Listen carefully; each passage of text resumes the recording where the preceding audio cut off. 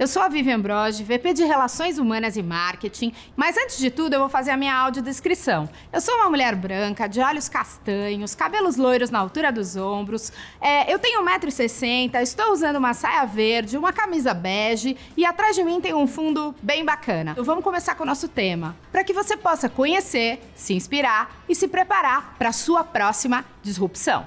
Mas então, sobre o que falamos? A autora inicia contando sobre a sua própria história de disrupção. Ela e o marido se mudaram para New York City, ou Nova York, né, gente? Onde o marido passaria os próximos 5 a 7 anos fazendo um pós-doc. Ela era pianista e nunca havia trabalhado em organizações, por isso ela estava bem apreensiva com o futuro, e ainda mais estando em uma grande cidade. Eles tinham contas para pagar, como todos nós, né? E ela precisava fazer algo produtivo com seu tempo. Então, decidiu que iria trabalhar em Wall Street e logo conseguiu um trabalho como secretária. Observando as pessoas que trabalhavam, ela pensou que era tão inteligente quanto elas. E se eles ganhavam X, ela também poderia ganhar esse X. Na verdade, ela ganhava X e eles 10X. E ela entendeu que poderia buscar esses 10X. Então, durante as noites e após ao trabalho, ela começou a fazer cursos de finanças, de contabilidade, de mercado de capitais, enfim, buscou se capacitar. Ah, mas tem um ponto bem importante, gente. Ela tinha um gestor que acreditou no potencial dela e apoiou essa capacitação. Foram 3 anos até que ela conseguiu ser promovida para assistente de investimentos. Ela seguiu seu desenvolvimento com todo o empenho e chegou a fundar uma firma de investimentos com o Clayton Christensen, que é um cara bem conhecido lá nos Estados Unidos, de Harvard. E vocês estão curiosos para saber quem que ela é? Bom, ela é Whitney Johnson. Inclusive, você encontra no LinkedIn. Ó, tá aqui. Foi o próprio Christensen, né, que inventou o termo de inovação disruptiva, que nada mais é, gente, do que uma inovação de mercado de baixo custo, ou então uma inovação dessas que subverte o mercado. Bom, pensa na Amazon, gente, em 1990, vendendo online produtos de maior desempenho, maior margem. Ninguém deu muita bola para eles, os competidores, nem deram muito caso. Mas, quando eles viram, já era tarde demais e a Amazon tinha ganho muito mercado.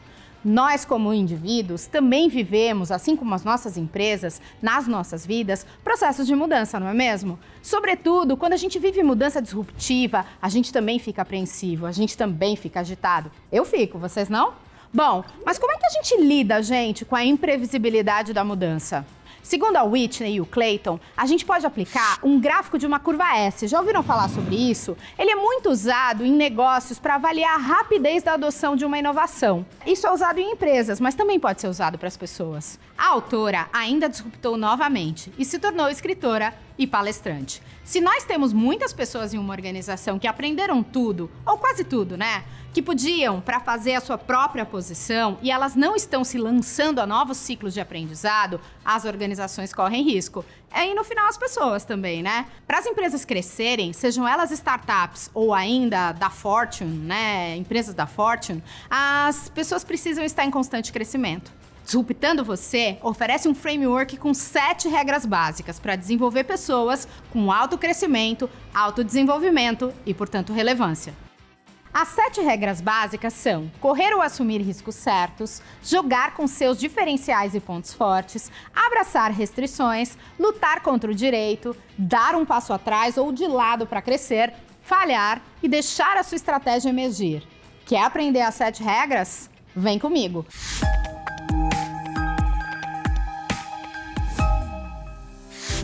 Falamos na nossa introdução, a gente tem 7 regras básicas para o exercício da disrupção. E vamos começar por assumir riscos certos.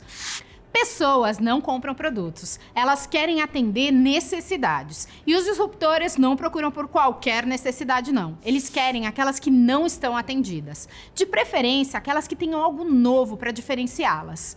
Quando nós buscamos sair de uma zona de conforto e nos lançamos em uma nova tarefa, em uma posição ou um aprendizado novo, a gente assume riscos, não é mesmo? Um exemplo são as Venture Capitals, ou empresas de financiamento de startups. Elas estão, em geral, buscando grandes negociações e, com isso, terminam deixando espaço para os investidores anjos, aceleradores de startups e crowdfundings. E isso fez com que eles encontrassem uma nova porta, disruptando o mercado de investimentos menores. Quando pensamos em abrir uma porta nossa, é natural a gente pensar o que os competidores estão fazendo, mas os disruptores, eles olham para o que eles e elas não estão fazendo. Segundo a autora, os amadores competem, os profissionais criam. Gestores de alto desempenho também ajudam seus talentos a encontrar as oportunidades certas. Não olhe para as portas fechadas, olhe você, como você pode construir a sua própria porta. Hora de abrir o caderno ou o bloco de notas. Certamente você já fez isso na sua vida, não é mesmo? Tente se lembrar de oportunidades em que você abraçou os riscos certos na sua vida ou até mesmo no seu trabalho. O que você sentiu? O que você aprendeu? Quais foram os aprendizados que você usaria novamente para criar uma nova porta para você, uma nova curva de aprendizado neste ano?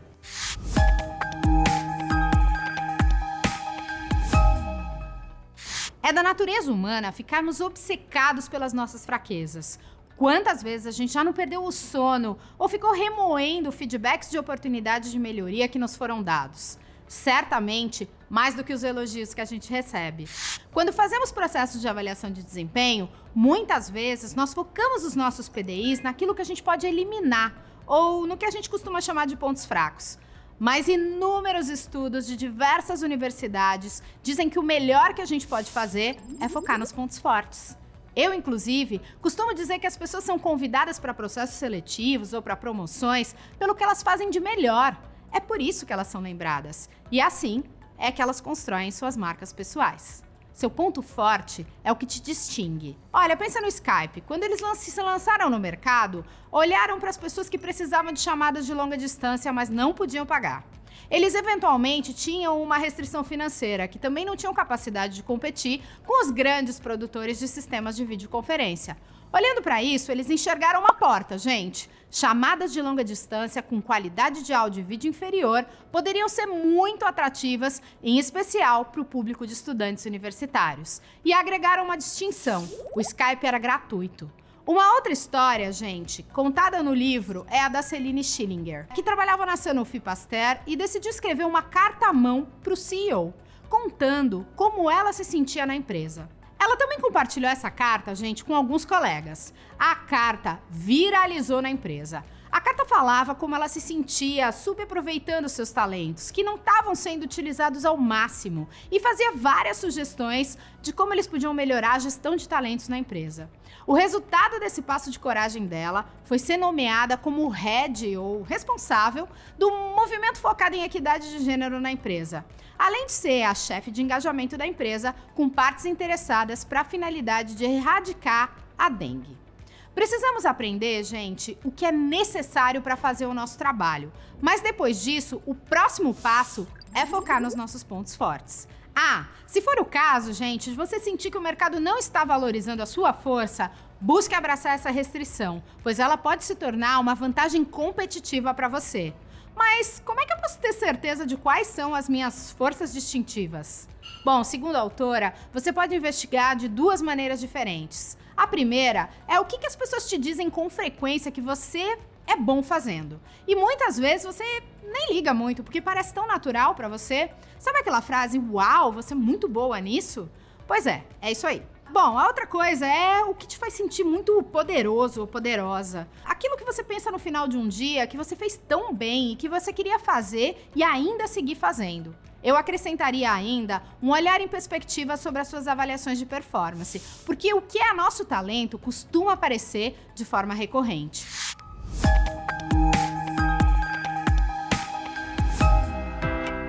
À medida que você e eu navegamos na disrupção, queremos ser capazes de abraçar e até mesmo de criar restrições. Um exemplo citado pela autora foi uma empresa indiana chamada Intuitive, que enviou 3 dos seus melhores engenheiros para a Índia rural, para que eles pudessem criar formas de melhorar a vida das pessoas. Com essa viagem, eles criaram uma plataforma chamada Fazal. Ela é baseada em texto simples, mas bem sofisticada, com algoritmos para ajudar os agricultores a obterem os melhores preços. Eles têm hoje mais de 1,5 milhão de usuários e vários deles aferiram uma média de 20% de aumento médio nos seus resultados. Hoje, a plataforma evoluiu para que eles chamam de Data Driven Smart Farming, ou agricultura inteligente baseada em dados. Restrições, gente, podem levar a um feedback mais rápido. Lembrei aqui do meu filho, gente, que é skatista. Os skatistas e as skatistas, não podemos deixar de lembrar aqui, né? Campeã mundial é uma mulher. Bom, elas são consideradas pessoas com alta capacidade de aprendizagem, porque cada movimento, cada um deles tem uma consequência imediata. Eles podem se arrebentar, né, gente? Bom, mas para os disruptores, as restrições não são um freio para a liberdade de criação. São, na verdade, ferramentas de criação. Agora é sua vez, pessoal. Vamos pensar em quais restrições vocês estão enfrentando nesse momento? Pode ser que seja tempo, dinheiro, espaço, expertise. Afinal, todos nós temos restrições, me incluindo nessa conversa. Imigrantes abraçam as restrições de suas experiências como potência, alinhando cultura, uma nova língua, limitações financeiras, falta de networking e assim por diante como parte do que elas precisam enfrentar para acelerar o seu crescimento. Restrições nos dão algo para batalhar para vencer.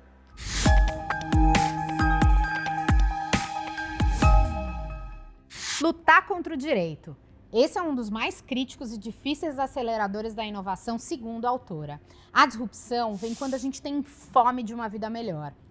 Foi feito um censo da origem dos fundadores de startups do Vale do Silício e percebeu-se que 52% deles eram imigrantes. Na maior parte das vezes, quando nós estamos saciados, nós não somos obrigados a inovar e encontrar novos caminhos de aprendizagem.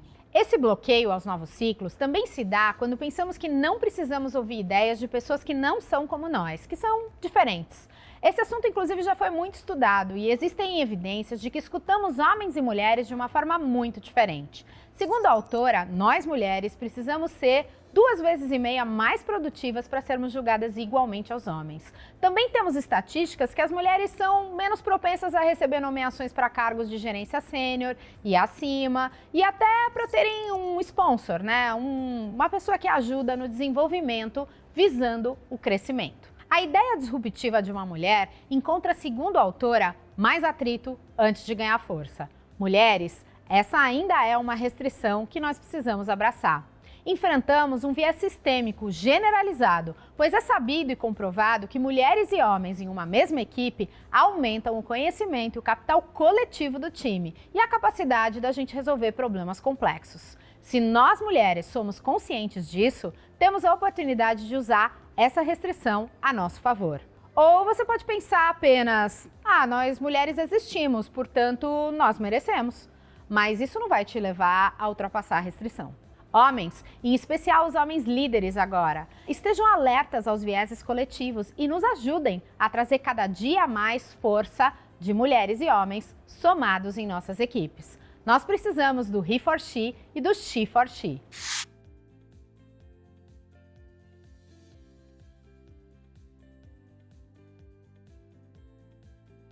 Um outro alicerce para a inovação muito falado, mas nem sempre praticado, é o de nos mantermos abertos às ideias, não importa de onde elas venham ou de quem elas venham. Por exemplo, funcionários muito mais jovens ou muito mais maduros. Isso é um antídoto ao pensamento concreto, ou como eu costumo dizer, concretado, difícil de quebrar, né? Escutei um exemplo disso, gente, recentemente de um colega, que é investidor de HR Techs. Ele me contou que ele perguntou em 2 grupos de benchmarking de RH a mesma pergunta. O primeiro, nas palavras dele, era de gente muito graduada do RH. E o segundo era formado por RHs das startups. A pergunta era: quem são os RHs que estão usando inteligência artificial e abrindo espaço para inovação em suas empresas? Gente, no primeiro grupo, cri-cri, ninguém respondeu até hoje. Já no segundo, apresentaram várias respostas que levaram esse meu amigo a conhecer profissionais incríveis. Segundo a autora, quando refletimos sobre lutar contra o direito, nunca é só sobre nós. E nos ajuda a cultivar a gratidão. É uma maneira de seguir avançando ao reconhecermos o que já temos, o que está indo bem. Colocar atenção ao que está indo bem nos ajuda a crescer mais rápido. Que tal praticar agora, gente? E você? Tem fome de quê? Como é que você luta contra o direito? De onde veio a sua última boa ideia? E foi de uma conversa com alguém de bastante mais idade que você, ou menos idade que você? De uma conversa com alguém que tem uma maestria em uma área bem diferente da sua? Ou de uma conversa com alguém de um gênero diferente do seu? Ou de alguma coisa que eu não te perguntei aqui? Conta pra gente.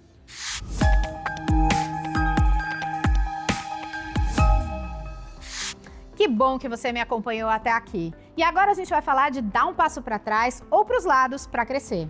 Empresas grandes, gente, muitas vezes deixam de gerar novos ciclos de aprendizagem organizacional. Líderes devem tomar consciência da decisão de quando tracionar a organização e as pessoas, deixando um espaço psicologicamente seguro para que as pessoas possam se lançar e a própria organização em uma nova curva de aprendizagem.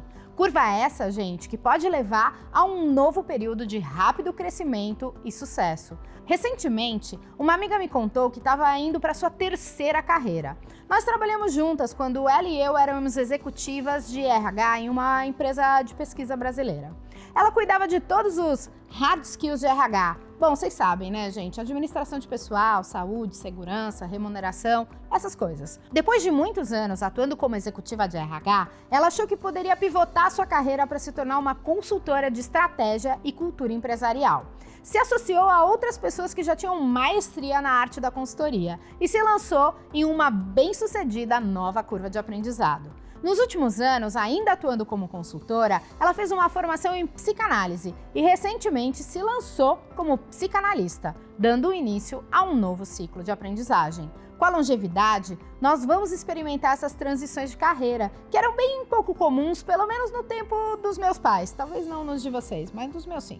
Afinal, seguiremos tendo contas para pagar e o desejo de manter a nossa vida ativa, com desafios e aprendizados. Bom, eu pelo menos não consigo pensar em curtir uma aposentadoria sem desafios de aprendizagem contínua. Afinal, enquanto existe vida, existe aprendizagem. Aliás, não consigo nem pensar em aposentadoria, gente. Bom, às vezes dar um passo para trás ou para os lados pode ser um verdadeiro estilingue nas nossas carreiras. Pensamentos como, eu preciso ir para o lado ou para trás para me impulsionar para frente mesmo, Vivian? Podem surgir em nossas mentes. E algumas pessoas podem até te dizer, você tem certeza que você quer fazer isso mesmo, Vivian? Se isso acontecer, confie no seu instinto. Nós geralmente sabemos se estamos no caminho certo, assumindo os riscos adequados.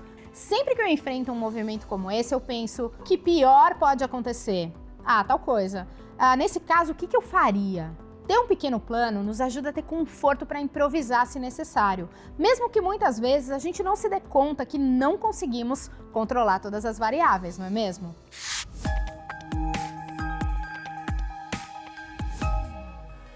A próxima regra é sobre a falha ou fracasso.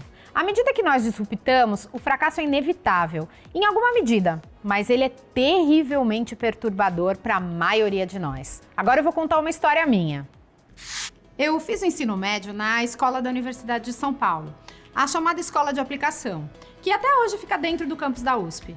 Eu estudava com alguns dos professores que davam aulas na universidade e convivia nesse ambiente misturada com os alunos e alunas da universidade.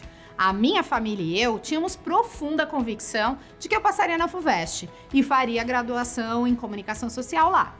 Ocorre que eram apenas 25 vagas e eu não fiquei na lista de aprovados. Eu conferi por semanas a lista para ver se tinha tido alguma desistência. Não rolaram.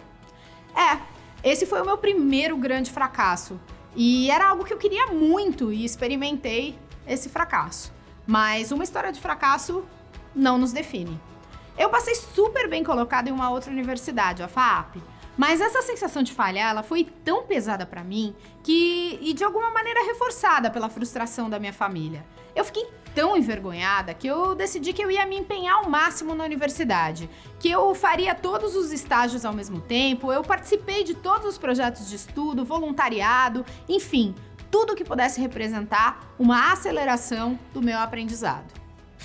Brené Brown, psicóloga americana, diz: não há criatividade e inovação sem fracasso. A autora Whitney, ela também apostou em uma investida que faliu, gente. Mas isso a habilitou para se apresentar como uma investidora mais experiente, que passou pelo insucesso e refletiu sobre sua experiência.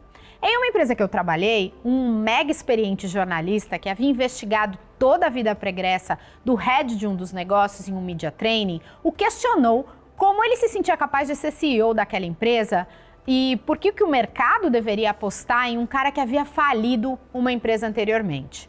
Ele respondeu que só havia falhado porque tinha tido a ousadia de se apresentar para aquele desafio e que havia servido de amplo aprendizado para a posição atual. O fracasso é essencial para a inovação. Da próxima vez que você falhar, você pode dizer para você mesmo: Eu ousei falhar, eu me atrevi a falhar. Um fracasso não nos define. Agora é sua vez de pensar no seu mais recente e emblemático fracasso. Qual foi? O que você aprendeu que é essencial para que você possa seguir inovando e disruptando você mesmo? Se você quiser, use uma técnica muitas vezes empregada para a gente explorar a causa raiz de um problema. A técnica dos 5 porquês. O que é a técnica dos 5 porquês? É um método de análise de causa raiz que consiste em perguntar diante de um fato por que ele aconteceu por 5 vezes, até que você encontre a sua verdadeira causa.